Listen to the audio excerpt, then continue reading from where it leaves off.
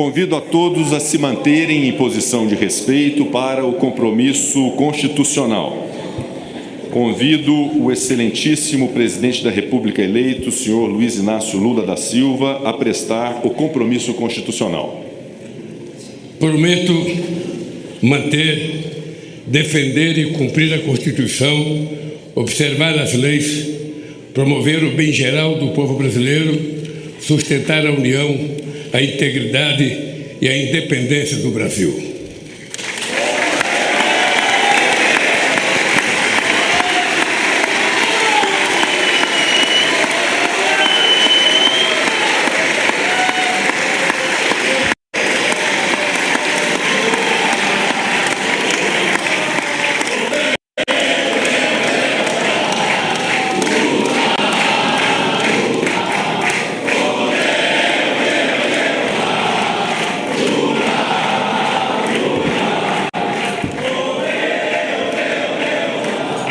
Convido o excelentíssimo vice-presidente da República eleito, senhor Geraldo José Rodrigues Alckmin Filho, a prestar o compromisso constitucional. Prometo defender e cumprir a Constituição, observar as leis, promover o bem geral do povo brasileiro, sustentar a união, a integridade e a independência do Brasil.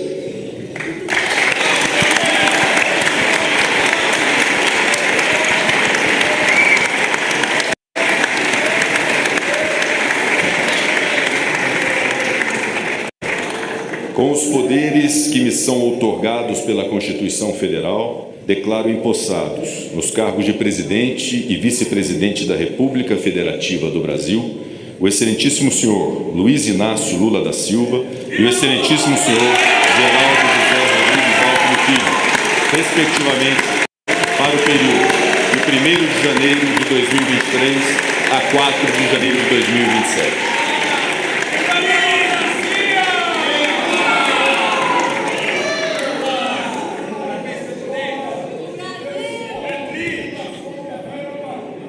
Vamos caminhar até a Igreja São Benedito. E ao terminar o comício, um cidadão me deu essa caneta e disse que essa caneta era para mim assinar a posse se eu ganhasse as eleições de 89.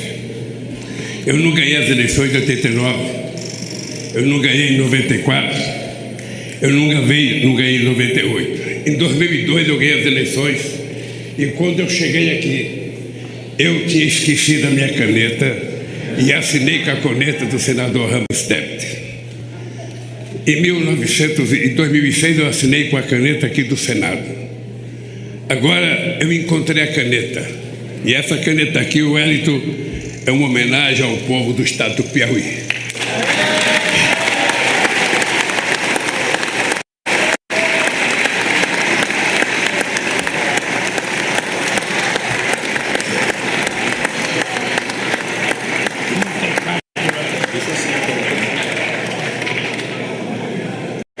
Excelentíssimo senhor presidente do Congresso Nacional, senador Rodrigo Pacheco, excelentíssimo senhor presidente da Câmara dos Deputados, deputado Arthur Lira, excelentíssima senhora presidenta do Supremo Tribunal Federal, ministra Rosa Weber, meu querido companheiro vice-presidente da República, Geraldo Alckmin, senhoras e senhores chefes de estados e de governo que nos prestigiam, senhor primeiro secretário da mesa da Câmara dos Deputados, deputado Luciano Bivar, senhor procurador-geral da República, Augusto Aras,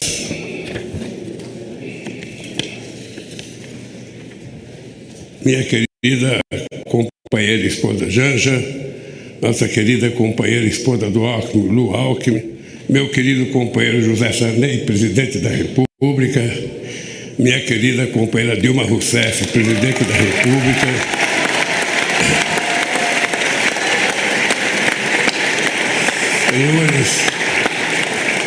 senhores parlamentares, senhoras e senhores chefes de delegação estrangeira, meus amigos e minhas amigas. Pela terceira vez, compareço a este Congresso Nacional para agradecer ao povo brasileiro o voto de confiança que recebemos. Renovo o juramento de fidelidade à Constituição da República, junto com o vice-presidente Geraldo Alckmin e os ministros que conosco vão trabalhar. Se estamos aqui hoje, é graças à consciência política da sociedade brasileira e à frente democrática que formamos ao longo desta histórica campanha eleitoral. Foi a democracia a grande vitoriosa nesta eleição, superando a maior mobilização de recursos públicos e privados que já se viu, as mais violentas ameaças à liberdade do povo, a mais abjeta campanha de mentiras e de ódio tramada para manipular e constranger o eleitorado brasileiro. Nunca os recursos do Estado foram tão desvirtuados em proveito de um projeto autoritário de poder. Nunca a máquina pública foi tão desencaminhada dos controles republicanos. Nunca os eleitores foram tão constrangidos pelo poder econômico e por mentiras disseminadas em escala industrial.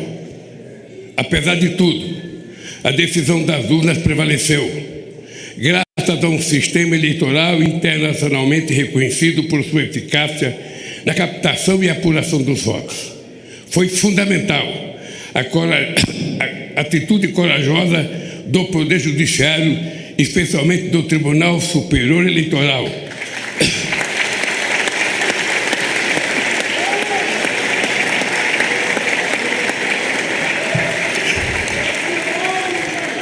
para fazer prevalecer a verdade das urnas sobre as violências de seus detratores.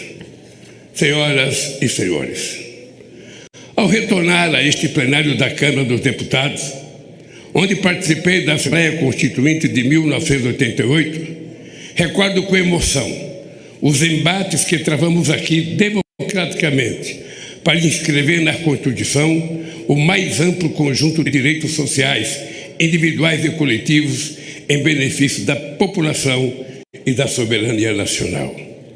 20 anos atrás, quando fui eleito presidente pela primeira vez, ao lado do companheiro vice-presidente José Alencar, iniciei o discurso de posse com a palavra mudança. A mudança que pretendíamos era simplesmente concretizar os preceitos constitucionais, a começar pelo direito à vida digna, sem fome, com acesso ao emprego, à saúde e à educação. Disse naquela ocasião que a missão de minha vida estaria cumprida quando cada brasileiro e brasileira pudesse fazer 3 refeições por dia.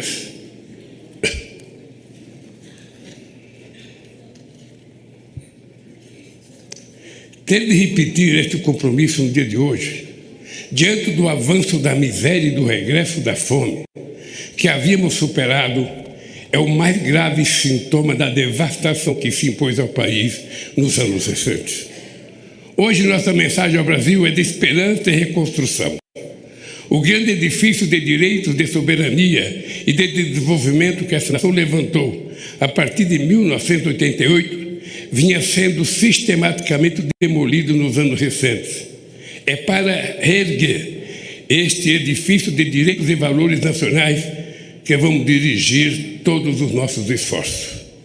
Queridos amigos e amigas, em 2002, dizíamos que a esperança tinha vencido o medo, no sentido de superar os temores diante da inédita eleição de um representante da classe trabalhadora para presidir os destinos do país. Em 8 anos de governo, deixamos claro que os temores eram infundados. Do contrário, não estaríamos aqui novamente. Ficou demonstrado que um representante da classe trabalhadora podia, sim, dialogar com a sociedade para promover o crescimento econômico de forma sustentável em benefício de todos, especialmente dos mais necessitados. Ficou demonstrado que era possível, sim, governar este país com a mais ampla participação social, incluindo os trabalhadores e os mais pobres no orçamento e nas decisões do governo.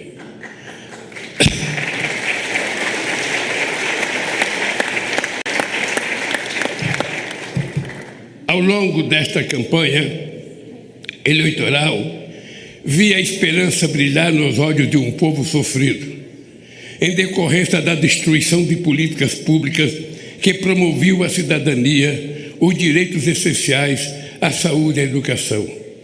Vi o sonho de uma pátria generosa que ofereça oportunidade a seus filhos e filhas em que a solidariedade ativa seja mais forte que o individualismo cego. O diagnóstico que recebemos do governo de transição de governo é estarrecedor. Esvaziar os recursos da saúde, desmontar a educação, a cultura, a ciência e tecnologia, destruir a proteção do meio ambiente, não deixar os recursos para a merenda escolar, a vacinação, a segurança pública, a proteção às florestas e a assistência social. Desorganizar a governança da economia, dos financiamentos públicos, do apoio às empresas, aos empreendedores e ao comércio externo. Dilapidar as estatais e os bancos públicos, entregar o patrimônio nacional.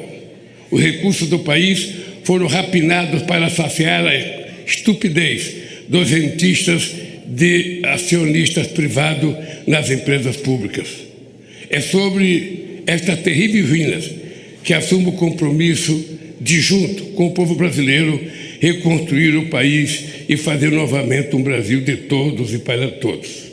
Eu queria dizer aos deputados e senadores que o resultado da nossa transição, que foi coordenada pelo companheiro Alckmin, será enviada a cada deputado, a cada senador, a cada ministro da Suprema Corte, a cada ministro do Tribunal Superior Eleitoral, a cada ministro do Poder Judiciário, a cada universidade, a cada central sindical, para que as pessoas saibam como é que nós encontramos esse país e cada um faça a sua avaliação.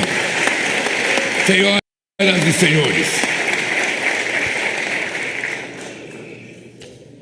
diante do desastre orçamentário que recebemos, apresentamos ao Congresso Nacional proposta que nos permitiu apoiar a imensa camada da população que necessita do Estado para simplesmente sobreviver.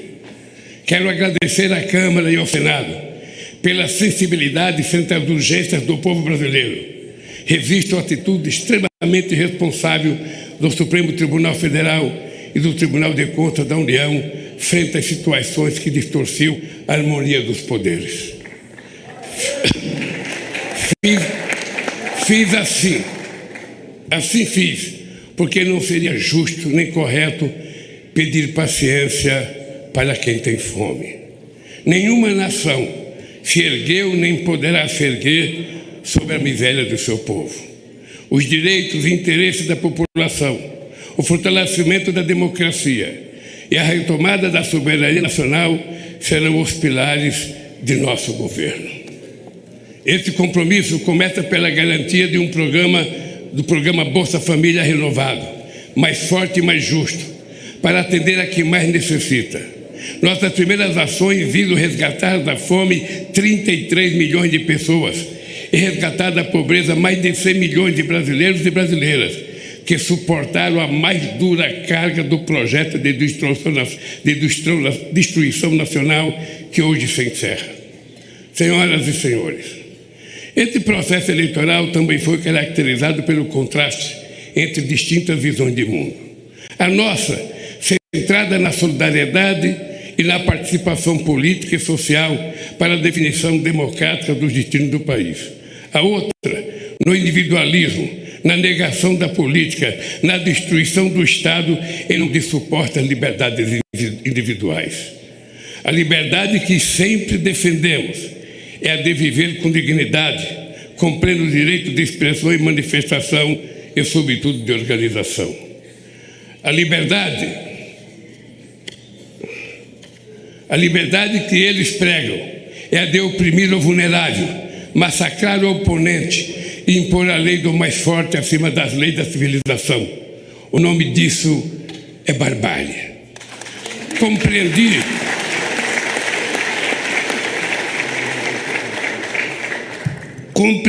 desde o início da jornada que deveria ser candidato por uma frente mais ampla do que o campo político em que me formei. mantendo o firme compromisso com minhas origens. Esta frente se consolidou para impedir o retorno do autoritarismo no país. A partir de hoje, a Lei de Acesso à Informação voltará a ser cumprida. O Portal da Transparência voltará a cumprir seu papel. Os controles republicanos voltarão a ser exercidos para defender o interesse público. Não carregamos nenhum ânimo de revanche contra os que tentaram subjugar a nação a seus desígnios pessoais e ideológicos, mas vamos garantir o primado da lei. Quem errou responderá por seus erros com direito à ampla defesa dentro do devido processo legal.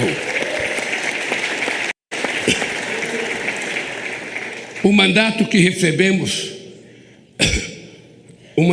recebemos à frente a adversários inspirados no fascismo será defendido com os poderes que a Constituição confere à democracia. Ao ódio responderemos com amor, à mentira com a verdade, ao terror e à violência responderemos com as leis e suas mais duras consequências. Sob os ventos da redemocratização dizíamos: ditadura nunca mais.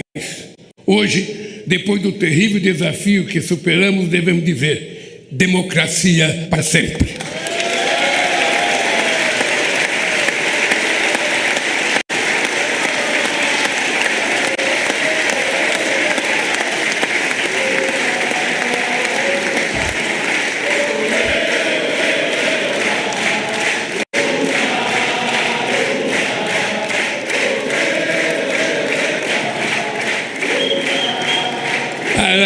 Para confirmar estas palavras, teremos de reconstruir em bases sólidas a democracia em nosso país. A democracia será defendida pelo povo na medida em que garantir a todos e a todas os direitos inscritos na Constituição. Senhoras e senhores, hoje mesmo estou assinando medidas para reorganizar as estruturas do Poder Executivo, de modo que volte a permitir o funcionamento do governo de maneira racional, republicana e democrática, para resgatar o papel das instituições do Estado, bancos públicos e empresas estatais no desenvolvimento do país, para planejar os investimentos públicos e privados na direção de um crescimento econômico sustentável ambientalmente e socialmente. Em diálogo com os 27 governadores, vamos definir prioridades para retomar obras irresponsavelmente paralisadas, que são mais de 14 mil no país. Vamos retomar o Minha Casa Minha Vida e estruturar um novo PAC para gerar empregos na velocidade que o Brasil quer e necessita. Buscaremos financiamento e cooperação nacional e internacional para o investimento, para dinamizar e expandir o mercado interno de consumo, desenvolver o comércio, exportações, serviços, agricultura e indústria. Os bancos públicos, especialmente o BNDES e as empresas indutoras do crescimento e inovação, como a Petrobras, terão um papel fundamental nesse novo ciclo. Ao mesmo tempo, vamos impulsionar as pequenas e médias empresas potencialmente as maiores geradoras de emprego e renda, o empreendedorismo, o cooperativismo e a economia criativa. A roda da economia vai voltar a girar e o consumo popular terá papel central nesse processo. Vamos retomar a política de valorização permanente do salário mínimo e estejam certos de que vamos acabar mais uma vez com a vergonhosa fila do INSS, outra injustiça restabelecida nesses tempos de destruição.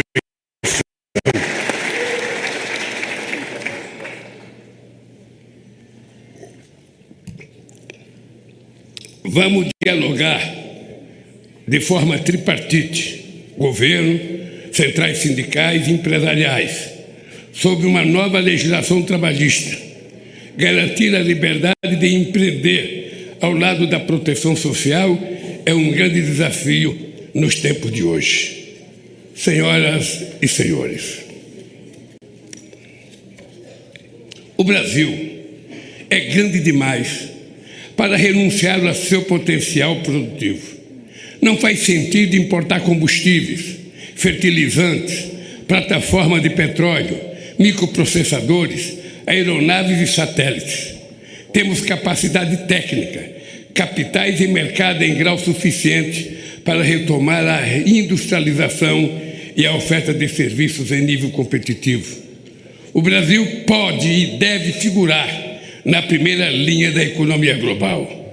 Caberá ao Estado articular a transição digital e trazer a indústria brasileira para o século XXI, com uma política industrial que apoia a inovação, estimula a cooperação público-privada, fortaleça a ciência e tecnologia e garanta acesso a financiamentos com custos adequados. O futuro pertencerá a quem investir na indústria do conhecimento, que será objeto de uma estratégia nacional planejada em diálogo com o setor produtivo, centro de pesquisas e universidades, junto com o Ministério da Ciência e Tecnologia e Inovação, os bancos públicos estatais, agências de fomento à pesquisa. Nenhum outro país tem as condições do Brasil para se tornar uma grande potência ambiental, a partir da criatividade da bioeconomia e dos empreendimentos da sociobiodiversidade. Vamos iniciar a transição energética e ecológica para uma agropecuária e uma mineração sustentáveis, uma agricultura familiar mais forte e uma indústria mais verde. Nossa meta é alcançar o desmatamento zero na Amazônia, a emissão zero de gás de efeito estufa na matriz energética.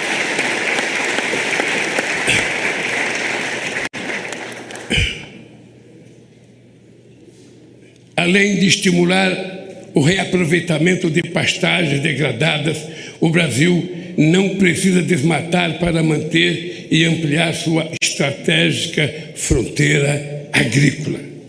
Não é preciso derrubar nenhuma árvore. É só replantar os 30 milhões de hectares de terra degradada que a gente vai poder viver sem derrubar madeira, sem fazer queimada e sem precisar invadir os nossos biomas.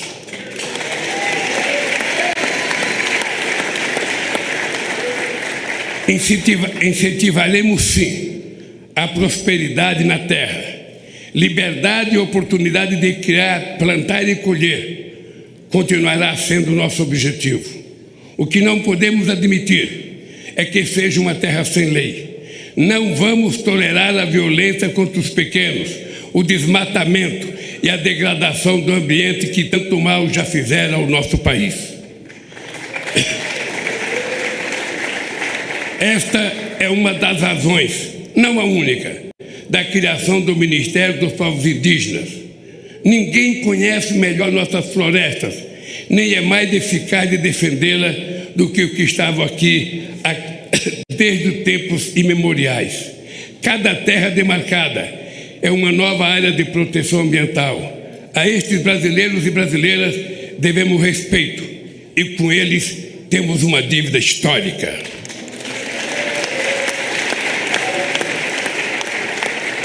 Vamos revogar todas as injustiças cometidas contra os povos indígenas.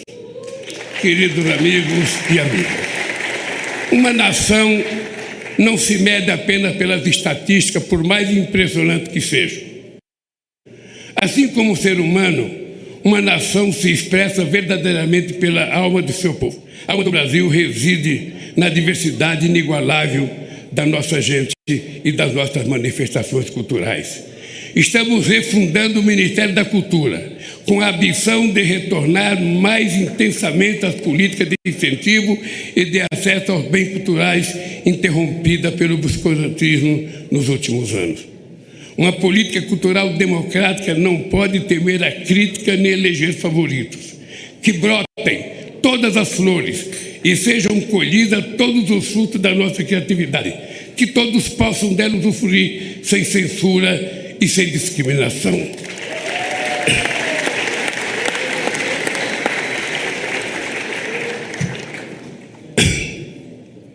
Não é admissível que negros e pardos continuem sendo a maioria pobre e oprimida de um país construído com o suor e sangue de seus ascendentes africanos. criamos o Ministério da Promoção da Igualdade Racial para ampliar a política de cotas nas universidades e no serviço público, além de retomar as políticas voltadas para o povo negro e pardo na saúde, educação e cultura. É inadmissível que as mulheres recebam menos que os homens realizando a mesma função, que não sejam reconhecidas em um mundo político machista, que sejam assediadas impunemente nas ruas e no trabalho, que sejam vítimas de violência dentro e fora de casa. Estamos refundando também o Ministério das Mulheres para demolir esse castelo secular de desigualdade e preconceito.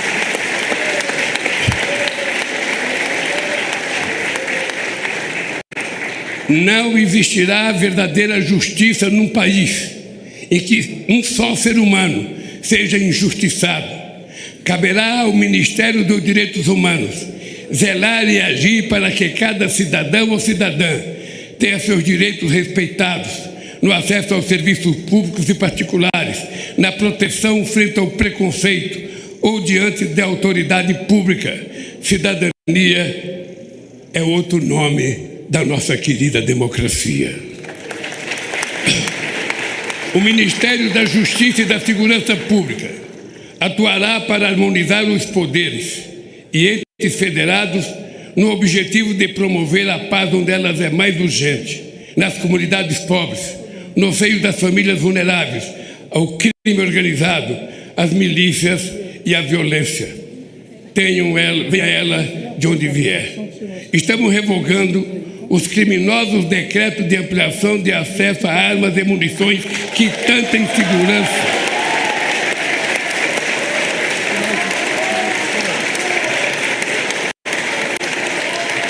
tanta insegurança e tanto mal causaram às famílias brasileiras.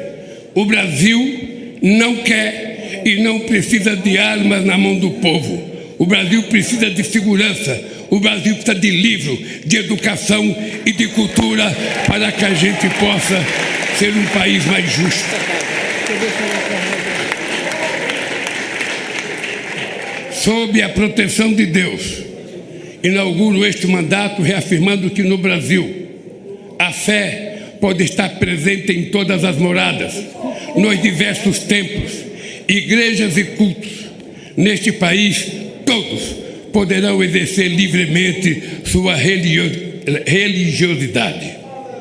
Senhoras e senhores, o período que se encerra foi marcado por uma das maiores tragédias da história, a pandemia de Covid-19.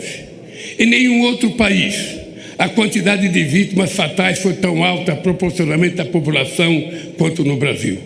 Um dos países mais preparados para enfrentar as emergências sanitárias, graças à competência do nosso Sistema Único de Saúde e da competência de vacinação do nosso povo. Este paradoxo só se explica pela atitude criminosa de um governo negacionista, obscurantista e insensível à vida. As responsabilidades por esse genocídio hão de ser apuradas e não devem ficar impunes.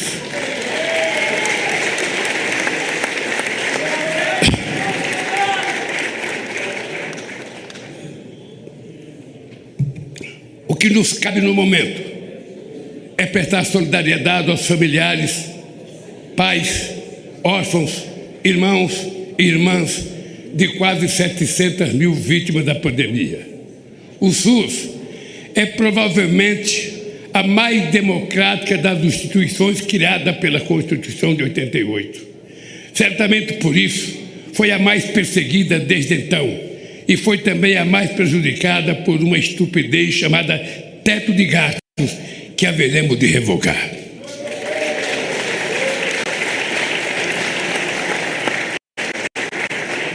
Vamos recompor os orçamentos da saúde para garantir a assistência básica, a farmácia popular, promover o acesso à medicina especializada.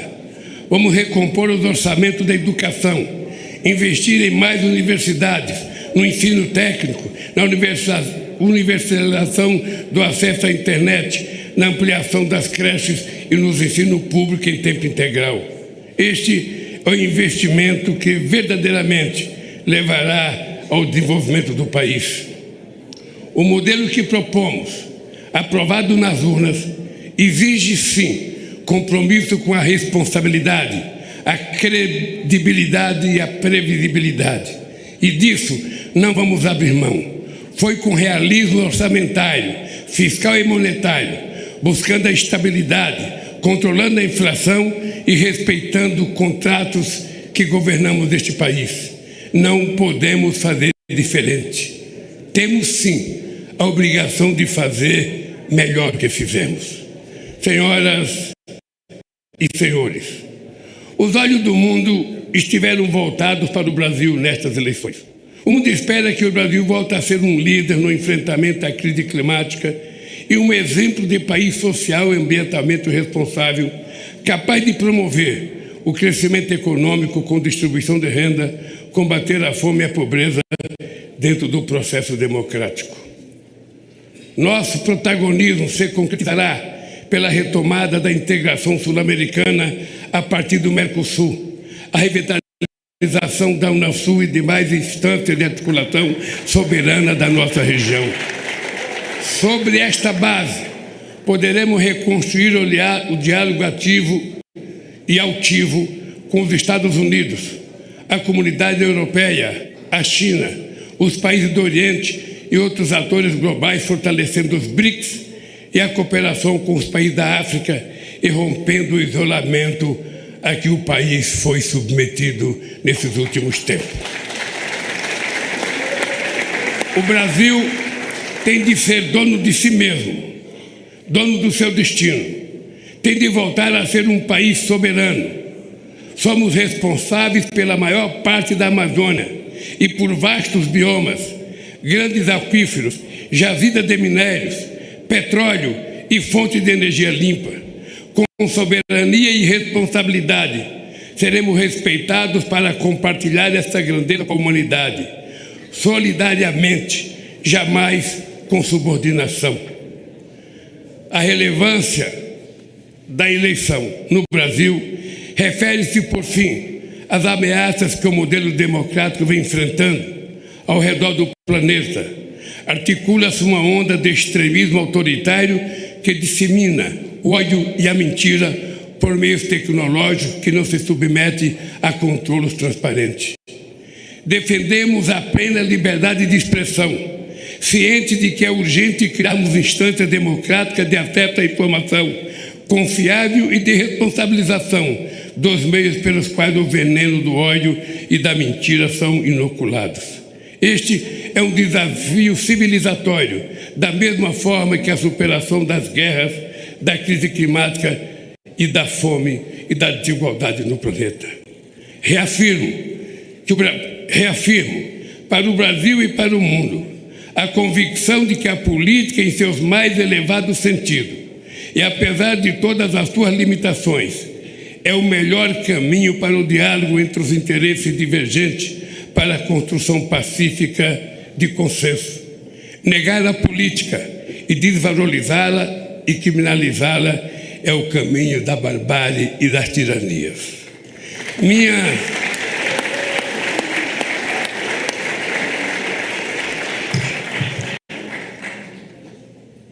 Minha mais importante missão, a partir de hoje, será honrar a confiança recebida e corresponder às esperanças de um povo sofrido, que jamais perdeu a fé no futuro, nem sua capacidade de superar os desafios.